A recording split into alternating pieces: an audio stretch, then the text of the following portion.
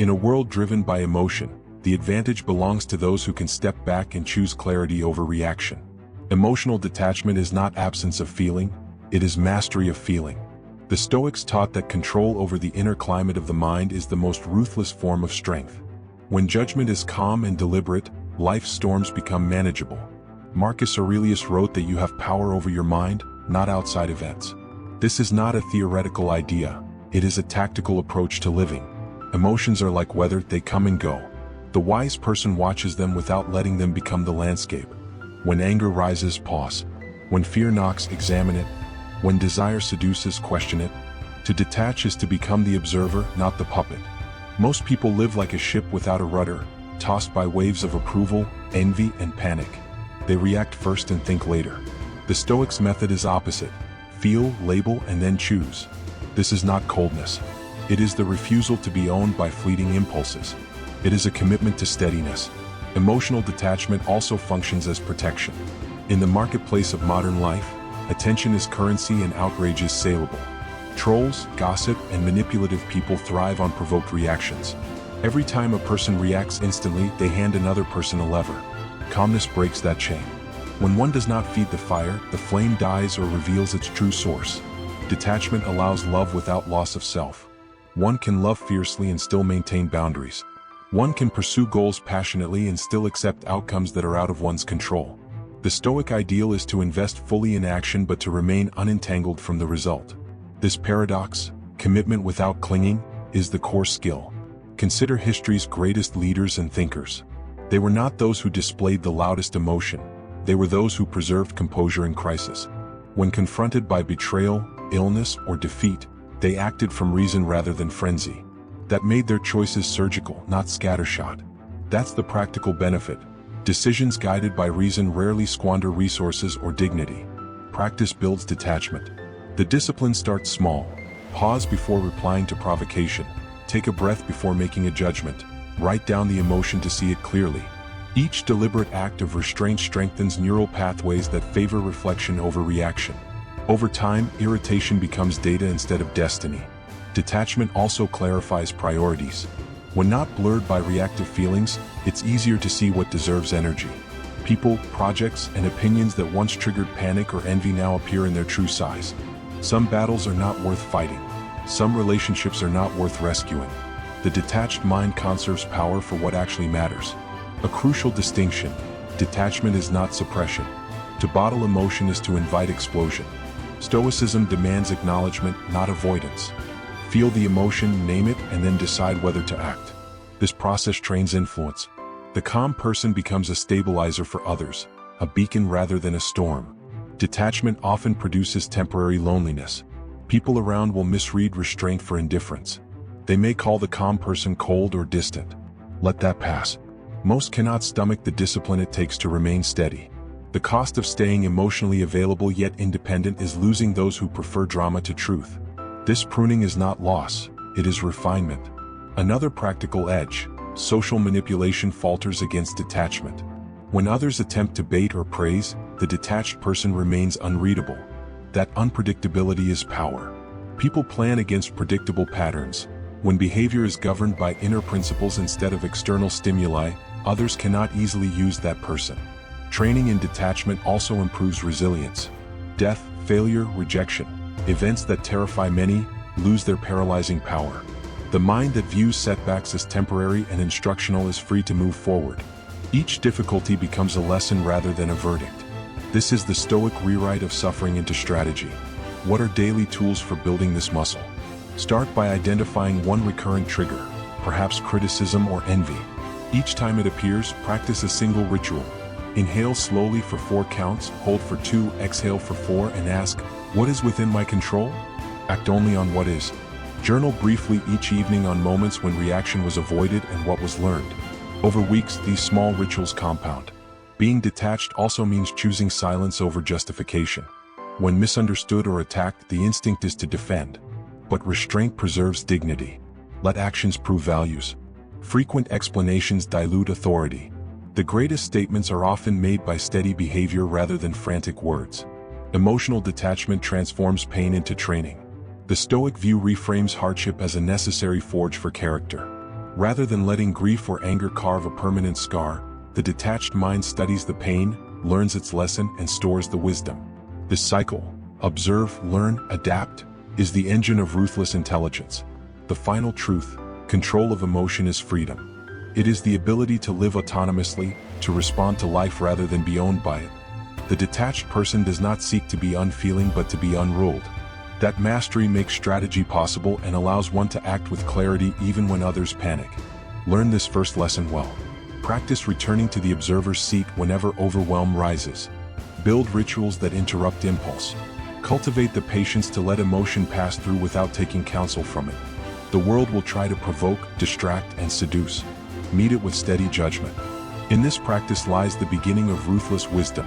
Feel fully, choose deliberately, and never surrender sovereignty of the mind. Emotional detachment is the foundation upon which all other Stoic strengths are built. The Stoics believed that the greatest war ever fought isn't on the battlefield, it's inside the human mind. Every day there's a silent war between impulse and discipline, between emotion and wisdom, between what feels good and what's right. And only those who learn to command themselves can ever command their destiny. Epictetus, once a slave, later a philosopher, taught, "No man is free who is not master of himself." Freedom doesn't begin with money, status, or power, it begins with self-control. Because if someone else can trigger your anger, control your mood, or dictate your reaction, you're not in control, you're being controlled. The inner tyrant. Inside every person there's a tyrant, the ego. It whispers to take the easy path, to seek pleasure, to react instantly, to prove superiority. It wants to rule, not to reason. The Stoics called it the untrained soul, a mind that serves emotion instead of principle. Self-control is the rebellion against that inner tyrant. It's the decision to act based on logic, not impulse. Most people fall every time temptation appears, a desire for revenge, comfort, distraction, or validation. But those who practice control, those who pause, breathe, and think, slowly build an unshakable fortress inside. The world often confuses power with dominance over others. The Stoics knew better. Real power is dominion over the self. If you can say no to temptation, wait to anger, and enough to desire, you're already among the rarest minds alive. The three forms of self-control. Control over emotion. When someone insults you, pause. Don't let them dictate your emotional temperature. Responding with calmness confuses and disarms manipulators. Remember, anger always punishes the vessel more than the target. Control over desire. Discipline isn't about denying pleasure, it's about ruling it. Enjoy life's gifts but never become dependent on them. Seneca said, "It's not the man who has too little, but the man who craves more, who is poor." Desire makes slaves, moderation makes kings. Control over words and actions. Every reaction reveals strength or weakness. Speaking less, acting with precision, and observing more, these are marks of a disciplined mind. What you don't say often protects you more than what you do. The chaos of modern impulses. In today's world, distraction is disguised as entertainment and addiction wears the mask of comfort. Every scroll, click, or craving steals a bit of mental focus.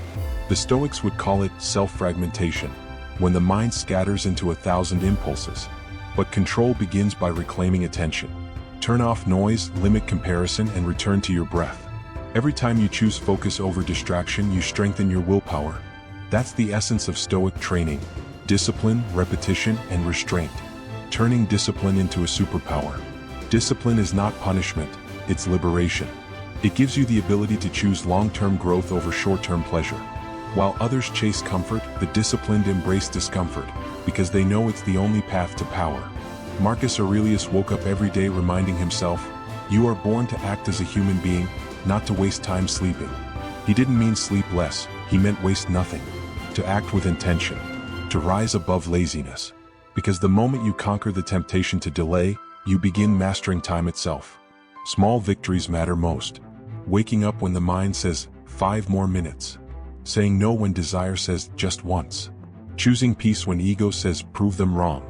Each small act is a soldier in the army of discipline, and every victory adds to your strength. How the Stoics train self-control. Daily reflection. Each night, review your actions.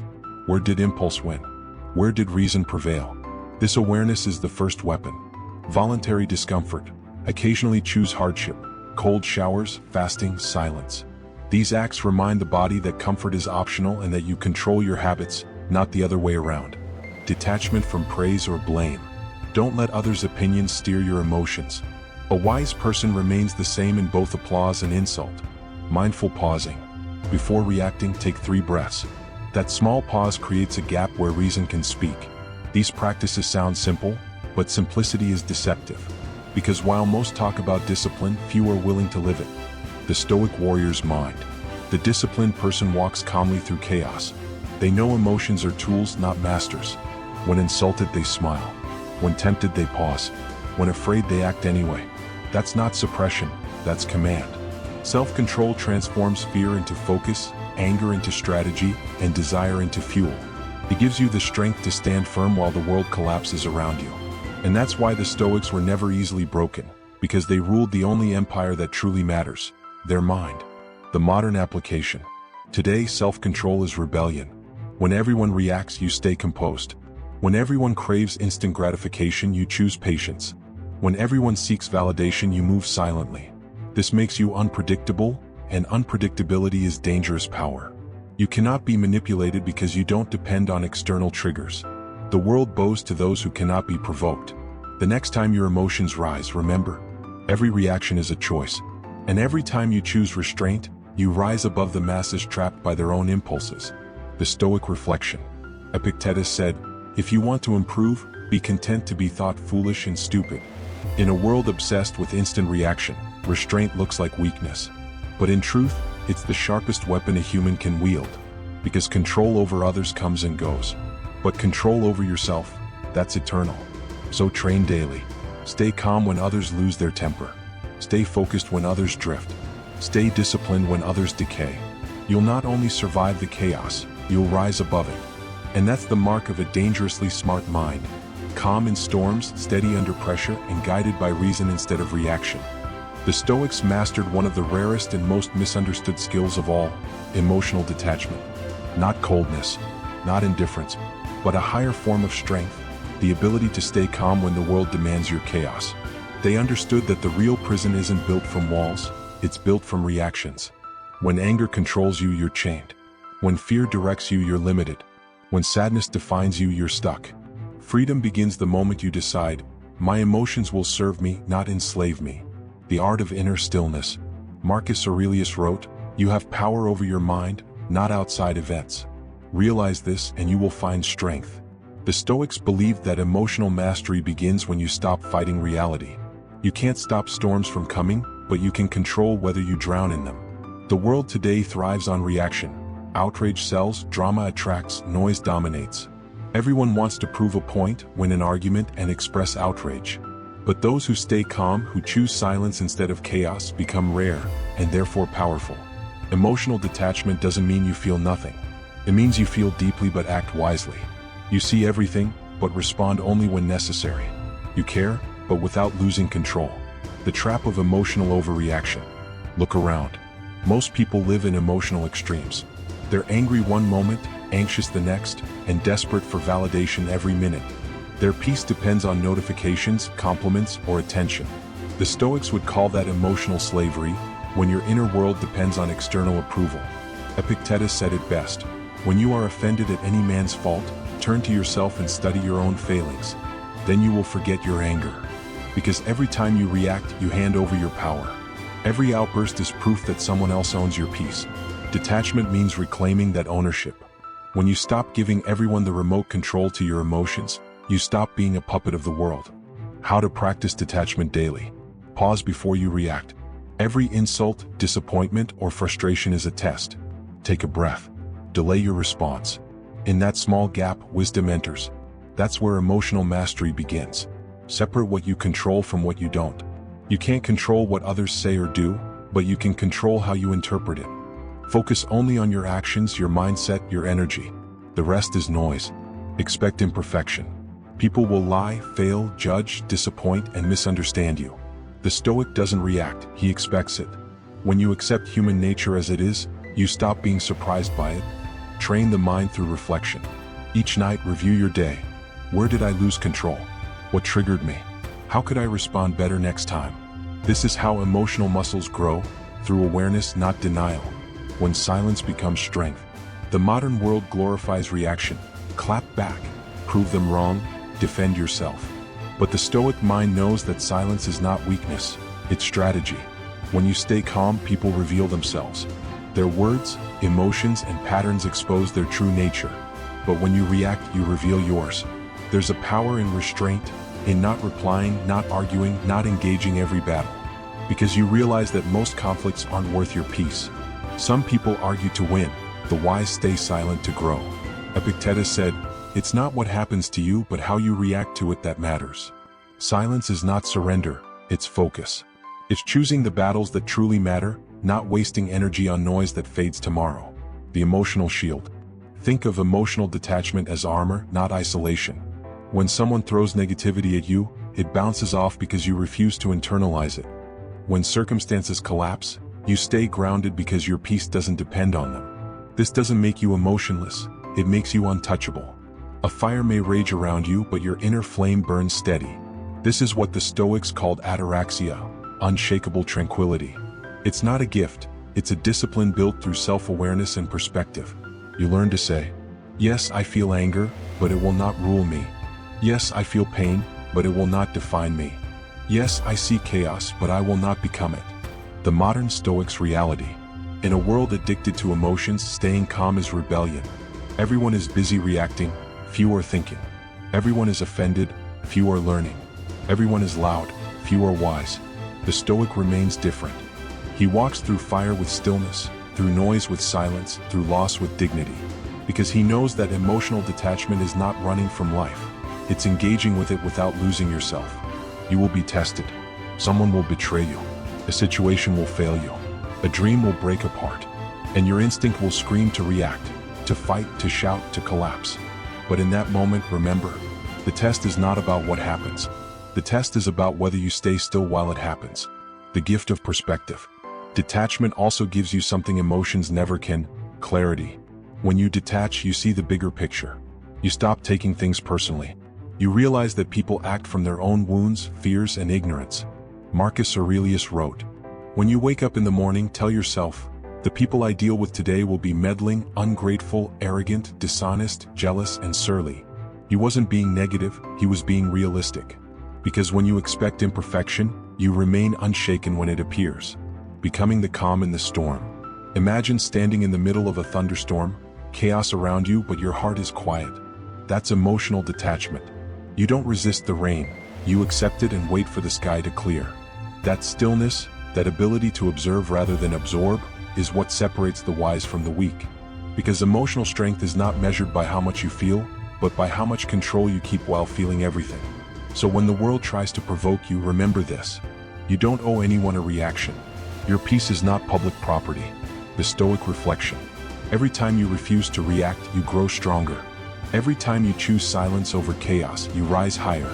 Every time you stay calm in the storm, you prove mastery. True power is not found in dominance, wealth, or victory. It's found in the quiet mind that cannot be disturbed. The Stoics didn't seek to escape emotion. They sought to understand and transcend it. And once you reach that point, the world loses its power over you. That's the secret of the unshakable mind. You don't fight chaos. You simply refuse to become it. There comes a point in life when you must walk alone. Not because the world has abandoned you, but because solitude is the forge where strength is born. The Stoics understood this long before our age of noise and dependence. They knew that those who fear being alone will always depend on the crowd for identity, validation, and direction. And dependence is the death of wisdom. The Stoic truth about solitude. Marcus Aurelius spent most of his life surrounded by power, armies, advisors, politics. Yet his journal, Meditations, was written for himself in silence. He knew that the mind must return to itself to find clarity. Seneca said, "If you want to be loved, love yourself first." Epictetus taught, "No man is free who is not master of himself." They all pointed to one truth: solitude isn't emptiness. It's enlightenment. When you walk alone, you stop hearing the world's noise and start hearing your own voice. And that voice, raw, honest, uncomfortable, is your greatest teacher. Most people avoid solitude because they're afraid of meeting themselves. They fill every moment with distractions, endless scrolling, noise, validation, just to avoid silence. But what they don't realize is this: if you can't sit in silence with your own thoughts, the world will always control you. The modern trap: constant connection. We live in an age where solitude is mistaken for sadness, and busyness is confused with purpose. People fear being unseen, unheard, unvalidated. They chase connection not because they value others, but because they're terrified of their own emptiness. The Stoics would call this emotional dependency. When your worth depends on others, you lose yourself. When your peace depends on attention, you'll never rest. Epictetus reminded his students, if you want to improve, be content to be thought foolish and stupid. In other words, learn to be okay with walking alone, with being misunderstood, with not fitting in. Because the path of truth is rarely crowded. Solitude as a weapon. Solitude isn't isolation. It's preparation. It's the training ground for focus, clarity, and mental endurance. Every great mind in history, philosopher, warrior, or creator, understood this. When you're alone, the masks fall. There's no one to impress, no competition, no validation. Only you and the truth. That's where real growth begins. Because in solitude, you face your fears without distraction. You confront your weaknesses. You meet your potential. The Stoics didn't withdraw from the world to escape it. They withdrew to understand it better. Solitude sharpens perception. It reveals what truly matters. It separates wants from needs, noise from wisdom. The man who can be alone and still at peace becomes unstoppable, because he is no longer driven by the world's chaos. The strength found in being misunderstood. When you start walking alone, you'll notice something strange. People will resist it. They'll call you cold, arrogant, or detached. They'll mock your silence because it threatens their insecurity. But understand this, people mock what they don't understand. Most of the world runs on imitation. Few think for themselves. And when someone steps out of the crowd, he reminds others of their own dependence. That discomfort turns into judgment. But the Stoic doesn't react. He knows that being misunderstood is proof of independence. When everyone agrees with you, you've probably lost your originality. When you can stand alone in truth, you've become rare and dangerous. The inner transformation. Solitude transforms you. At first, it feels uncomfortable, like standing in a dark room with no sound. But then the silence starts to speak. You start hearing your mind. You realize how much of your life has been influenced by others. Opinions, fears, limitations that weren't yours to begin with. In solitude, you see the illusions break. You realize that happiness doesn't come from attention, but from alignment. You learn that peace doesn't come from others agreeing with you, but from you agreeing with yourself. You stop chasing and start building. This transformation is subtle but powerful. You stop needing the crowd. You stop reacting to gossip. You stop explaining your decisions. You move differently, with calm, focus, and precision. That's when you become dangerously smart. Because you no longer follow, you lead. You no longer seek, you create. You no longer depend, you decide. Silence, the teacher of the strong. The Stoics loved silence because silence doesn't lie. Words can deceive, but silence exposes. In silence, you discover your motives, your fears, your ambitions, and you purify them. Marcus Aurelius often reminded himself, nowhere can man find a quieter or more untroubled retreat than in his own soul. That's the ultimate Stoic sanctuary, your mind. When you master solitude, you carry peace wherever you go. You can sit in a crowded room and still be untouched by chaos. You can face betrayal without bitterness, loss without despair, victory without pride. That's the kind of stillness solitude teaches, not escape from life, but mastery over it. Why solitude makes you dangerous? The world fears people who think independently. When you don't react like everyone else, you can't be controlled like everyone else. That's what makes solitude dangerous. It breaks your dependency on the system. The person who doesn't need attention, validation, or approval becomes unpredictable. He becomes calm under pressure, silent in chaos, powerful in patience. While others panic, he plans. While others seek comfort, he seeks clarity. That's the Stoic advantage, composure through detachment. The warrior trained in solitude fears nothing because he has already faced his greatest battle, himself. The mind sharpened in silence is a weapon no enemy can disarm. The practice, daily silence. Spend 15 minutes alone every day. No phone, no distraction. Just observe your thoughts. Detachment ritual. When you feel lonely, remind yourself, this silence is not punishment. It's power. Reflect in writing. Journal what solitude reveals, what makes you uneasy, what inspires you, what truths you've avoided. Over time, solitude stops feeling like emptiness and starts feeling like expansion. You begin to crave the quiet. You begin to love your own company. You stop chasing people who don't value your peace. The Stoic reflection. Solitude doesn't weaken you, it upgrades you. It strips away dependency and builds mental armor. When you can walk alone, the world can no longer threaten you with isolation. Because solitude isn't the absence of people, it's the presence of strength. It's the space where clarity replaces confusion, purpose replaces pressure, and calm replaces chaos. The Stoics knew, the man who can stand alone stands tallest. When you no longer fear solitude, you become free. And in that freedom, you become unstoppable. The one thing every human being tries to avoid, yet the one thing that shapes greatness more than anything else. The Stoics didn't see pain as an enemy, they saw it as a teacher. They believed that comfort breeds weakness, but suffering, when faced with discipline, builds character sharper than steel. Seneca wrote, "Difficulties strengthen the mind as labor does the body." Pain is not a curse, it's a course. It trains your endurance, your patience, your courage. But only if you stop running from it. The Stoic perspective on pain. Most people pray for a life free of struggle. But the Stoics prayed for strength to endure it. Marcus Aurelius reminded himself every morning, "You will meet today ungrateful, arrogant, deceitful, jealous men, but you have the same nature as them." He didn't ask for an easier life, he prepared for a harder one. Because the Stoics knew the truth. The obstacle is the way. Every hardship hides an opportunity to grow, not in comfort but in control. The difference between ordinary people and extraordinary minds lies in how they use pain. Ordinary people resist it, complain, and collapse. The Stoic observes it, learns from it, and adapts. Pain becomes fuel. Pain is a test. Pain tests your discipline, your patience, and your identity. It reveals who you really are when nothing goes your way. Anyone can smile and comfort. Anyone can speak of wisdom when life is kind. But who are you when everything falls apart? That's where philosophy meets reality. The Stoic mindset isn't built in books or speeches. It's forged in sleepless nights, heartbreaks, losses, and failures. Epictetus said, "Don't seek for everything to happen as you wish it would, but wish that everything happens as it actually will, then your life will flow well." He spoke from experience. He was born a slave, beaten, and denied freedom for years. Yet he became one of the greatest teachers of inner freedom in history. Because he learned the secret. You can be physically trapped but mentally free, if you master how you interpret pain. The mind's role in suffering. Pain is inevitable. Suffering is optional. The Stoics separated the two. Pain is the event, a broken heart, failure, betrayal, loss. Suffering is the story we attach to it. This shouldn't have happened. I can't handle this.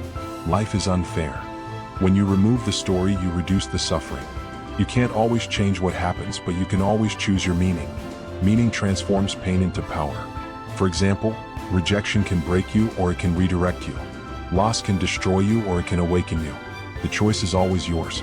Marcus Aurelius wrote, "If you are distressed by anything external, the pain is not due to the thing itself, but to your estimate of it, and this you have the power to revoke at any moment." Your interpretation creates your experience. Change your perspective and even pain becomes training. The beauty of endurance. Stoic endurance isn't numbness, it's strength through acceptance. It's saying, yes, this hurts, but I can still move forward. That's courage. Every athlete knows the pain of growth. Every artist knows the pain of rejection. Every leader knows the pain of loneliness. Yet none of them succeed without enduring it. The Stoics believed endurance was sacred, because it builds a quiet confidence. You stop fearing what others fear. When you've survived pain and turned it into purpose, you stop asking life to be easy. You start asking to be strong enough for anything. How to turn pain into power. Observe, don't react. When pain appears, don't label it bad. Observe it. Ask yourself, what is this teaching me? The moment you turn pain into curiosity, it loses control over you. Detach from the outcome. Most pain comes from expectations. You wanted something to go a certain way and it didn't. Accept that the universe owes you nothing. When you stop expecting, every event becomes neutral, and your response defines its value. Use pain as feedback. Pain points to weak spots, emotional, physical, or mental. It's the body's way of saying, here's where you must grow stronger. Don't resent the message, respect it. Serve through suffering. When you help others despite your own pain, your suffering becomes sacred. Because it no longer serves only you, it strengthens humanity. The Stoics taught service as a way to transcend self-pity. The fire within the storm. Think of pain as fire. If you panic, it burns you. If you learn to stand in it, it forges you. Every scar carries a story of survival. Every struggle builds spiritual armor. The Stoic doesn't run from fire, he walks through it. Seneca wrote, Fire tests gold, adversity tests the brave. Pain reveals your resilience. It shows you how much you can handle and still rise. Because here's the paradox. The more pain you endure consciously, the less fear controls you. You stop dreading hardship because you've proven to yourself that you can survive it. You develop an inner calm that no chaos can touch. The Stoics' calm in crisis. When life collapses, relationships end, dreams shatter, plans fail, the Stoic doesn't collapse with it. He sits, breathes, observes, and thinks, how can I use this? That question changes everything. Because the moment you look for value in pain, you transform it. You turn suffering into training, loss into learning, pain into power. Pain, after all, is information. It shows what you still cling to, what you still fear losing, what illusions still control you. And when you face those illusions, you evolve. The quiet strength that follows. The Stoic who has faced pain and stayed composed walks differently. He no longer needs to prove his strength, it's carved into him. His silence speaks louder than others' shouts. Pain gives depth. It makes your peace more meaningful, your gratitude more sincere, your compassion more real. Because you've been through hell and chose not to become it. That's why Stoic strength feels dangerous to others. It's built on endurance they can't imagine. You become unshakable not because life stopped hurting, but because pain stopped controlling you. The Stoic reflection. When pain arrives, don't curse it, study it. When life breaks you, don't hide, rebuild. When loss crushes you, don't retreat, reflect. The Stoics didn't glorify suffering, they glorified growth through suffering. Because pain is temporary, but what it teaches becomes eternal. So the next time pain visits, remember, this is not the end. This is initiation. This is where your character is sculpted. You may not control the wound, but you control the wisdom that grows from it. And that's how you turn pain into power, the Stoic way. Control, it's the illusion that traps most people and the truth that frees the wise. The Stoics taught that suffering doesn't come from the world, but from trying to control what's beyond our reach. The mind wastes its strength chasing perfection in people, outcomes, and circumstances, things that were never ours to command. Epictetus gave the most powerful Stoic formula in history. Some things are up to us and some things are not.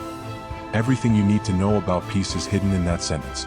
When you learn to separate what you can control from what you can't, life simplifies, emotions stabilize, and inner chaos dissolves. That's when clarity begins. The Stoic circle of control. The Stoics divided life into two circles. The inner circle, things within your control.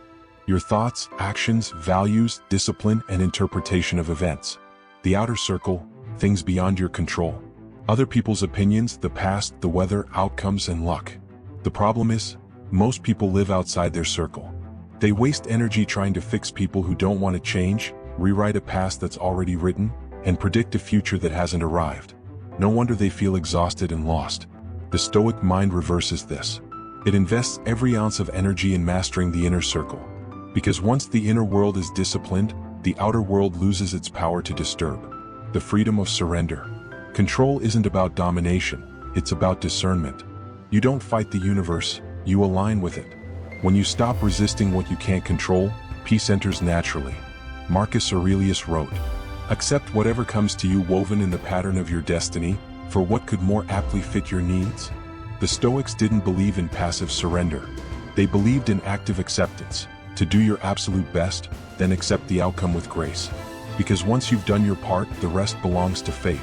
If a storm comes, you can't stop the wind, but you can adjust your sail. If someone betrays you, you can't rewrite their character, but you can control your reaction. If failure strikes, you can't undo it, but you can rise wiser from it. That's control, not over life but over yourself. Why most people stay stuck. Modern life glorifies control. We're taught to plan, predict, and perfect everything, our careers, relationships, bodies, timelines. But when the unexpected happens, panic takes over.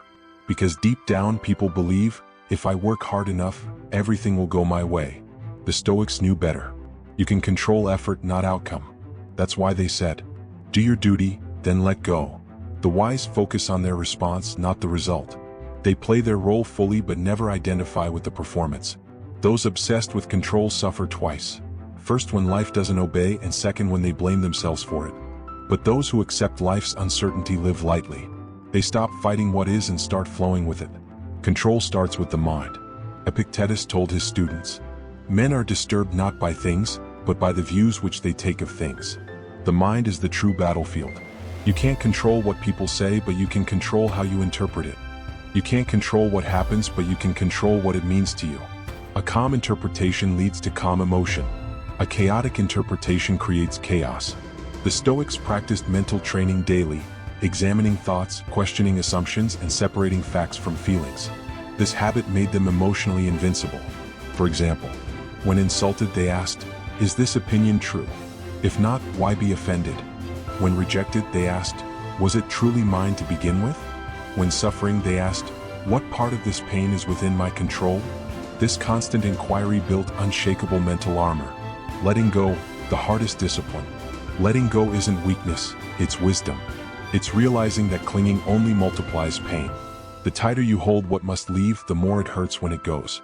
Seneca wrote, "He who is brave is free." Freedom isn't in getting everything you want, it's in being okay when you don't.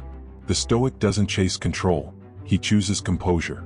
He acts with full intent, then releases attachment. Because attachment to outcome is the root of misery. You can prepare a masterpiece and still be criticized. You can love sincerely and still be betrayed. You can work hard and still lose. Control what you give, not what you receive. That's the Stoic code. How to practice Stoic control. Daily audit of control. Each morning, list what you can control today: your effort, mindset, and discipline. Ignore the rest. This shifts focus from anxiety to action. Detach from outcomes. Replace "I must win" with "I will give my best." This simple shift removes fear and builds freedom. Use failure as feedback. The Stoic never labels something as bad. Everything is feedback. Either it teaches patience or reveals strategy. Observe reactions. When you feel anger, jealousy, or fear, pause and ask, "Is this within my control?" If not, drop it. The mind cannot be free while carrying what it can't change. The calm amid the storm. Imagine standing in a storm. Rain thrashes, thunder roars, but you stand still. That's control. Not because you stopped the storm, but because you stopped letting it rule you. Life will throw losses, betrayal, criticism, and chaos your way. But each time you stay composed, you reclaim power from fate. Marcus Aurelius reminded himself daily, "You have power over your mind, not outside events." Realize this and you will find strength. That's the mantra of control. When you control your inner dialogue, outer events can't defeat you. You become untouchable, not because life is easy, but because your mind is disciplined. The peace beyond control. When you master control, something beautiful happens. You stop fearing uncertainty. You stop panicking over outcomes. You live lighter, wiser, freer. You act with total effort but zero desperation. You expect nothing, yet you're ready for everything. This is what the Stoics called equanimity, a calm soul balanced between effort and acceptance. It's not about indifference, it's about balance. It's the ability to care deeply without clinging tightly.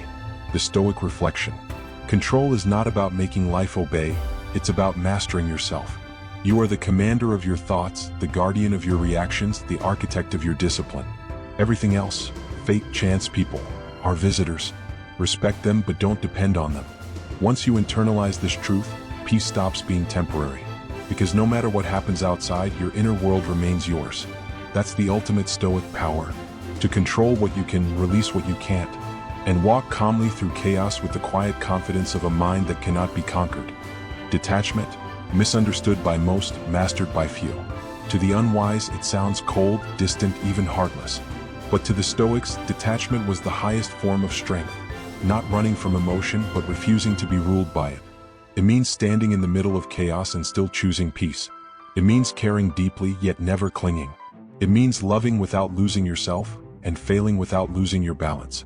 The Stoic didn't seek numbness, he sought clarity. He didn't suppress feelings, he understood them. He didn't deny pain, he faced it, but never let it define him. Because when you detach from the need for control, approval, or permanence, you become untouchable.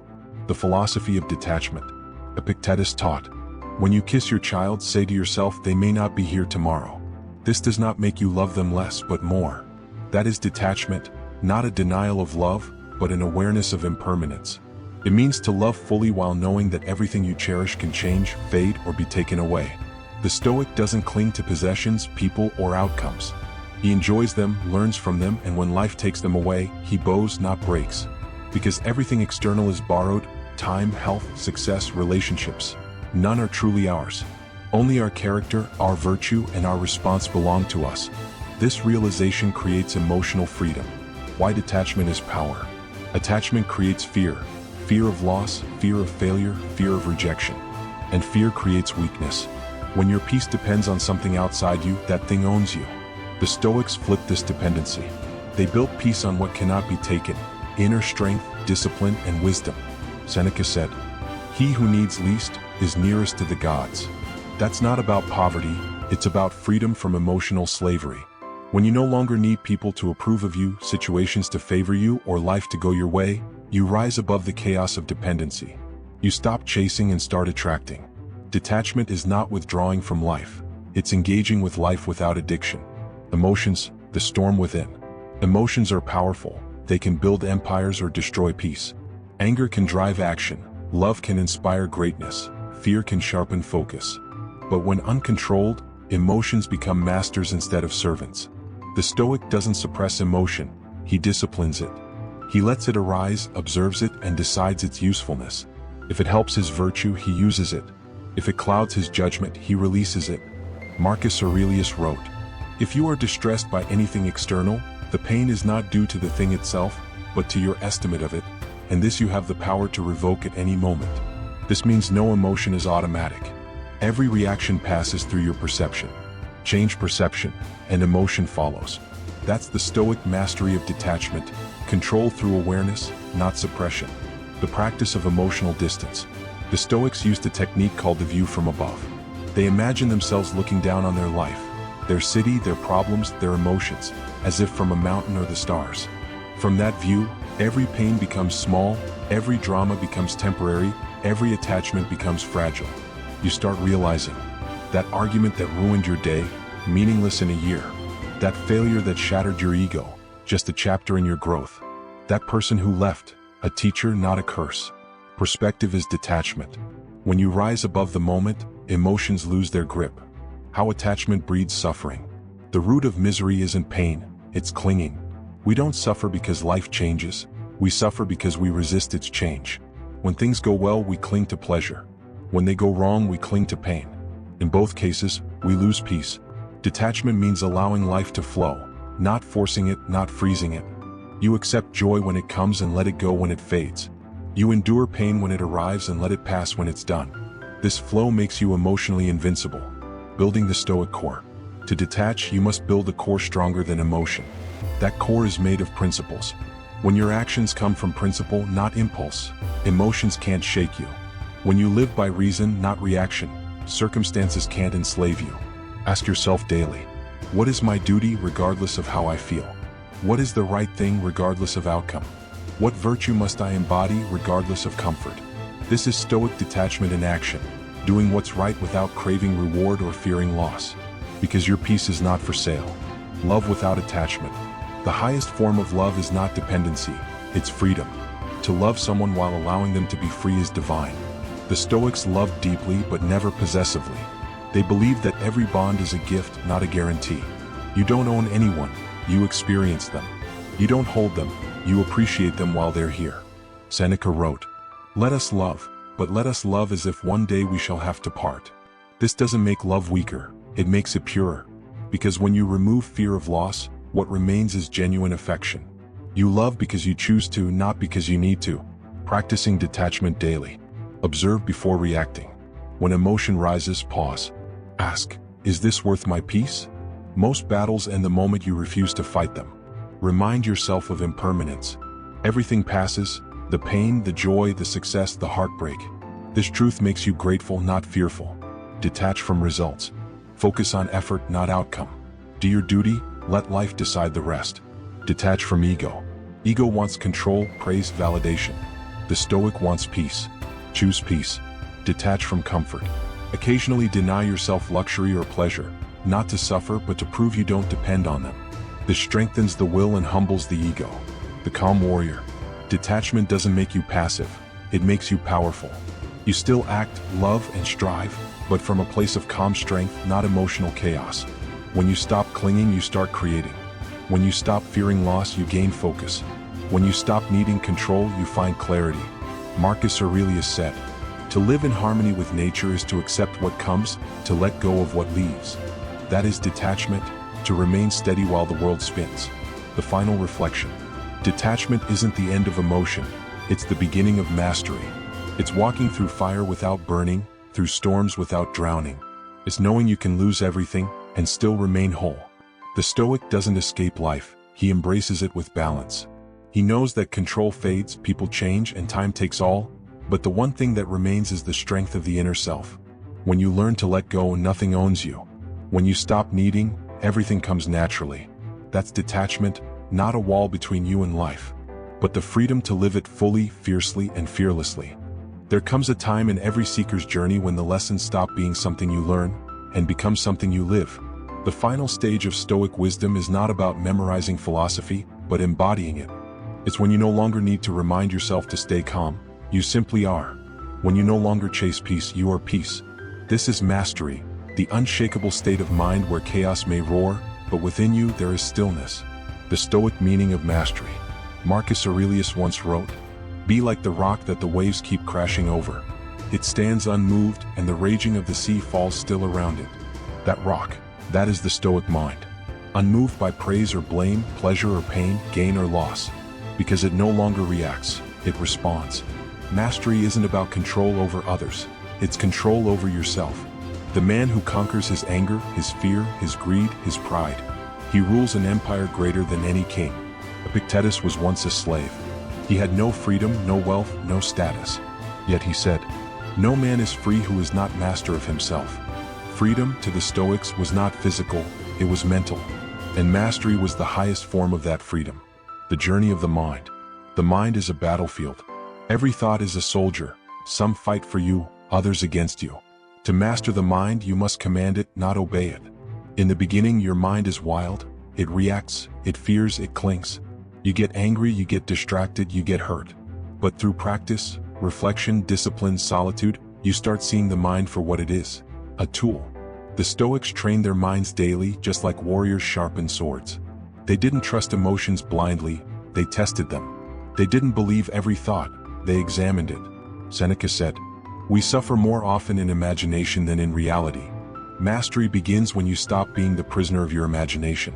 When you see that most of your suffering doesn't come from life, but from how you think about it. The calm center.